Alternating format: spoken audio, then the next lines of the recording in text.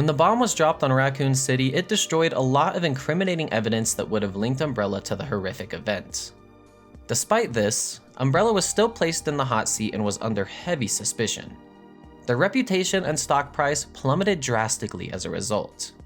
With their once deep pockets running dry, Umbrella used the last of their resources to shift blame onto the US government for funding their research. This dragged out the legal proceedings known as the Raccoon Trials and allowed Umbrella to continue work on their most powerful weapon yet, Talos. Working with an unnamed unit, Jill and Chris infiltrated Umbrella's last major base in Russia where Talos was being developed. Together they eliminated hordes of zombies and destroyed the digitally upgraded Tyrant. Using the commotion from his former allies, Wesker sneakily invaded the base as well. After acquiring the rest of Umbrella's data, he implicated Oswell E. Spencer with the fall of Raccoon City. Thanks to the newfound evidence, Umbrella was found guilty on all accounts and Spencer was forced to go into hiding.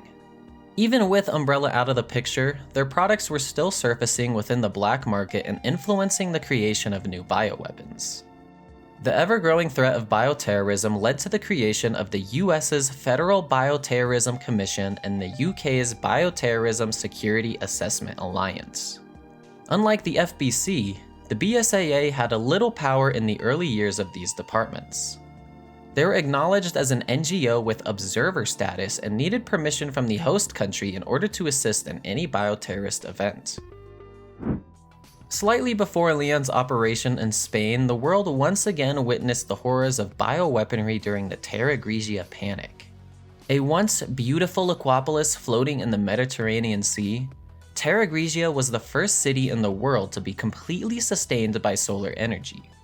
The city's fate was sealed once a bioterrorist group known as El Veltro released hundreds of hunters into the streets. The hunters ravaged the city over a 3-week period. It's never explained why the FBC had jurisdiction over the Terra Grigia Panic, but they handled the catastrophe with assistance from the BSAA. In order to contain the biohazard, FBC Commissioner Morgan Lansdale used Terra Grigia's solar energy matrix to reflect the sun's rays back into the city like a giant laser. The watery grave of Terra Grigia became a symbol of the looming doom presented by bioorganic weapons. 1 year following the Terra Grigia Panic, never-before-seen BOWs called Globsters began washing up on the shores of the Mediterranean Sea, prompting BSAA investigation. Within one of the washed-up BOWs, Jill finds a brand new virus derived from Umbrella's work, the T-Abyss. Shortly after, Jill is sent to investigate the supposed last coordinates of Chris, who is believed to have gone missing. Alongside her new partner Parker, Jill follows the coordinates to the Queen Zenobia. Upon boarding the ship, our heroes have once again entered the world of survival horror. Previously on Resident Evil Revelations. No.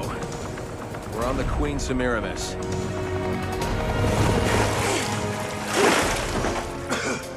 I don't have a signal. Maybe we can fix it. Welcome back everyone to the next entry in our Resident Evil lore series. Today we are diving into the nautical and convoluted world of Resident Evil Revelations. As always, don't forget to like and subscribe, and let's jump right into it. The most common enemy found in the game is the Ooze. These slimy BOWs are the result of a human being mutated by the T-Abyss virus. The T-Abyss forces its victim's cells to absorb all excess water within the host. This leads the cells to swell due to osmotic pressure, eventually fusing with the nearby cells and dissolving into each other. This gives the Ooze a semi-liquid body as well as a sickly pale exterior. The effects of the T-Abyss virus leave the Ooze completely dehydrated and in constant need to replenish their fluids. Ooze use their proboscis to replenish their body by soaking up liquid-covered surfaces or draining their prey of their bodily fluids. An Ooze can contort its body to squeeze into tight spaces and gain the upper hand to exsanguinate their victim. Oozes come in a few different variations. The generic Ooze mutation sees the lower jaw recede with long needle-like teeth sprouting from the upper jaw. Bones in their arms have sprouted into coral-like spikes, allowing them to pummel their opponent. The Tricorn Ooze attacks from a distance by launching a dangerous bone projectile at the player. Their name and triangular head are in reference to hats worn during the 18th century. Pincer oozes have massive spiked arms that fold in on unsuspecting targets. Pincers are much faster and stronger than the generic ooze. Last is the chunk ooze. These oozes are filled with an explosive gas that they ignite when a threat gets too close. This game's iteration of the zombie dogs are known as Fenrir. These infected wolves are named after the giant one in Norse mythology fathered by Loki. Fenrirs were developed specifically to be dropped in cold and mountainous battlefields. True to their nature, these dogs hunt in packs. Each pack is led by at least one larger black Fenrir. Much like the smaller Fenrir, these alpha dogs have a weak spot at their exposed ribcage. The one drawback when compared to the Cerberus is that these beasts are not as controllable. The Ghiozzo are arowana fish that have been exposed to the T-Abyss virus. Ghiozzo, or goby, is an Italian term used to identify small to medium-sized bony fish with large heads and tapered bodies. These mutants launch themselves at their victims with their powerful jaws to fill their bellies. They pose a threat in and out of the water. Scagdeads are massive monstrosities with a buzzsaw appendage capable of one-shotting the player. This deadly weapon combos well with the Scagdead's other ability. Using its massive fanged maw, Scagdeads vomit up clam-like bear traps that can prevent the player from escaping their doom. Humans exposed to the T-Abyss usually mutate into an ooze within a few hours. It's rare, but some victims of the virus have a slight resistance and do not immediately mutate. Instead, they experience high fevers lasting for days or even weeks with intense itching around the head and shoulder area.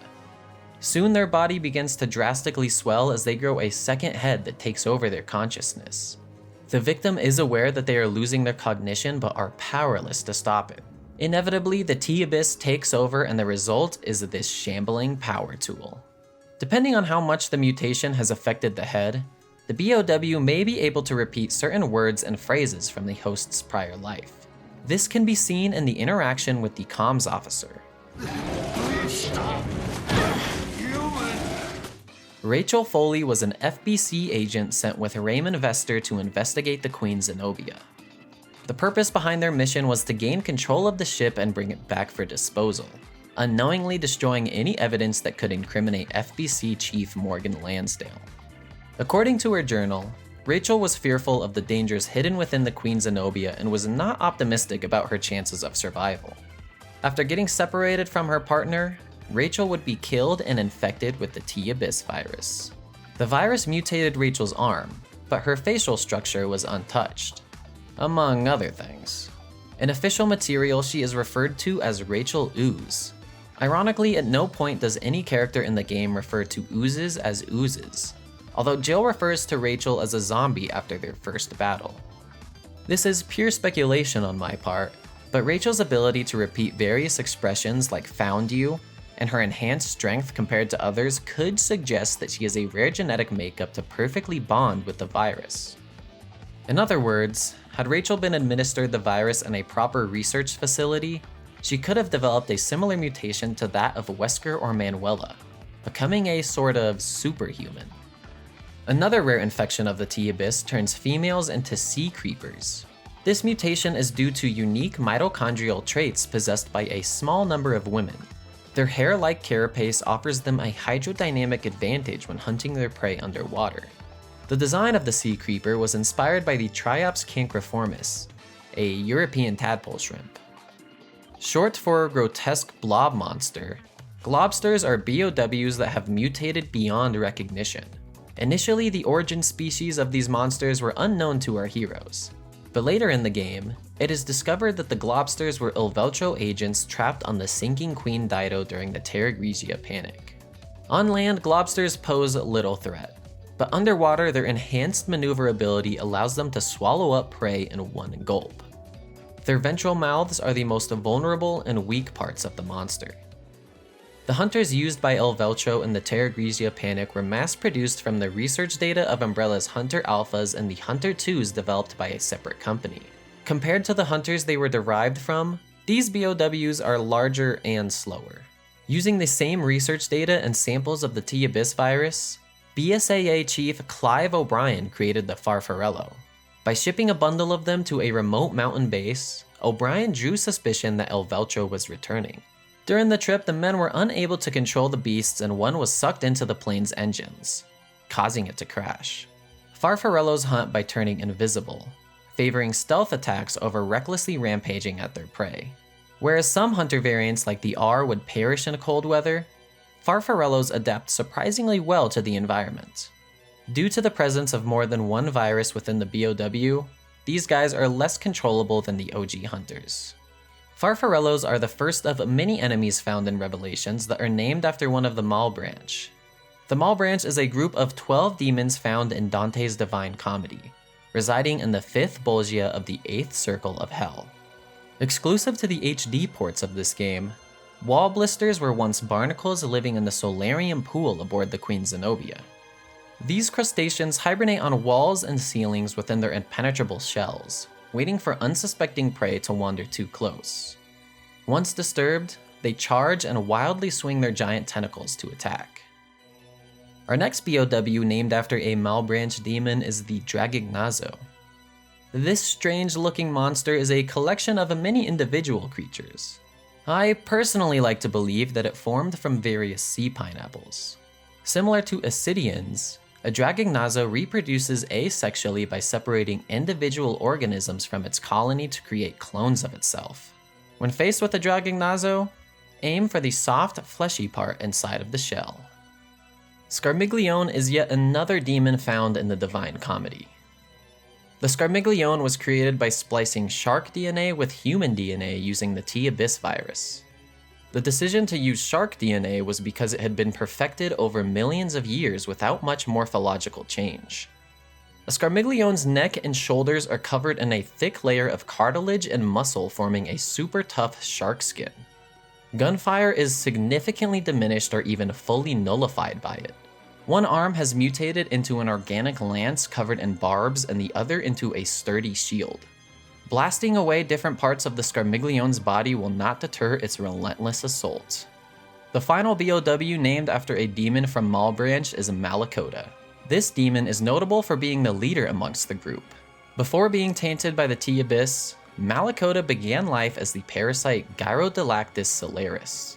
Commonly known as the Norwegian salmon killer, these leech-like parasites have been implicated in the real-life reduction of the Atlantic salmon populations in the Norwegian fjords. Unbeknownst to the researchers, some of the fish used to test the effects of the T-Abyss had been parasitized by the salmon killer, resulting in both species mutating. This revelation led to the development of Malacoda. A larval Malacoda is only about 1 centimeter in length. When it enters a body, it infects the host with the T-Abyss virus and the two enter into a symbiotic relationship. The size a Malacoda can grow is completely dependent on the size of its host. This is demonstrated by the large Malacoda bursting from the carcass of an infected whale. Beginning his career as a university professor, Jack Norman projected a warm and inviting personality. This made him a captivating speaker that garnered him a number of followers in his cult, El Veltro. El Veltro started as a protest movement which preached that the earth had become too decadent and full of sin. Over time, the tasks Norman sent his followers to complete grew more and more extreme. The growing infamy of El Veltro gained the attention of FBC Commissioner Morgan Lansdale, who sought to use the group as a pawn in a larger conspiracy to rationalize increasing the budget and power of the Federal Bioterrorism Commission. Lansdale provided Norman with the T-Abyss virus, which he had procured from Tricell, and 3 cruise ships formerly owned by the Umbrella Corporation, the Queens Dido, Zenobia, and Samarasis. Suspicious of Lansdale's true intentions, Norman recorded all of their conversations as insurance. In 2005, El Veltro launched its attack on the floating city of Terra Grigia, the construction of which the group had protested since its inception. When the US government gave the FBC permission to launch the Regia Solis, Lansdale acted quickly to tie up his loose ends. He initiated the self-destruct sequence on the Queen Dido and released the virus on the 2 other ships, dooming all those aboard. Over the next year, Norman and a handful of his followers survived in a pocket of air aboard the sunken Queen Dido. With rations quickly depleting, The survivors had only one option to prolong their lives.